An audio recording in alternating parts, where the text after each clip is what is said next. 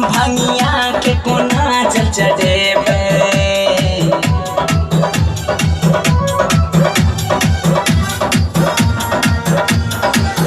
कोना कांवर ला हम जेबे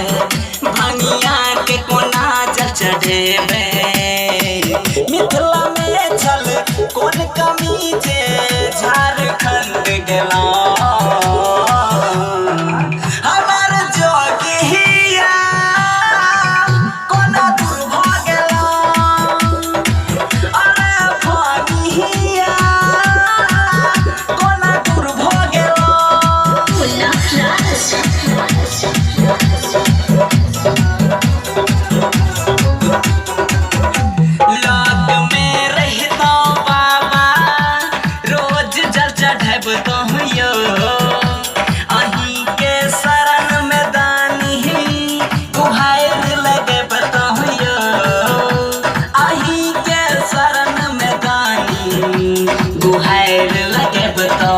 फूल बेल पत्र रोजन तो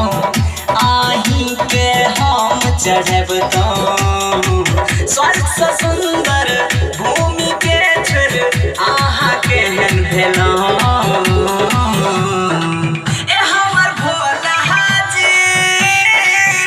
कोना दूर भ गेलौ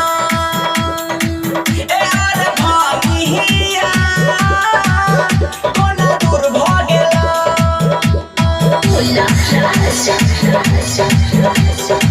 अही नगरी में है बाबा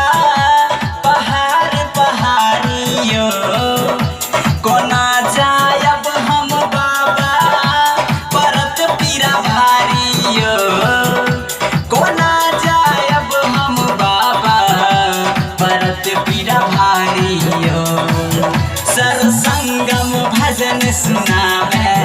किशन दीपक अही के मनावे विद्यापति के हे योदानी छोड़ को न रहलो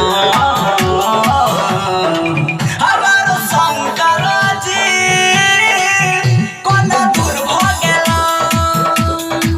ए आर भागिया कोना दूर भ गेलो। सब्सक्राइब करें हमारे YouTube चैनल सरोज संगम एंटरटेनमेंट्स को और घंटी के निशान को भी दबाएं ताकि मेरा सभी वीडियो आप तक तुरंत पहुंचे बिल्कुल फ्री में।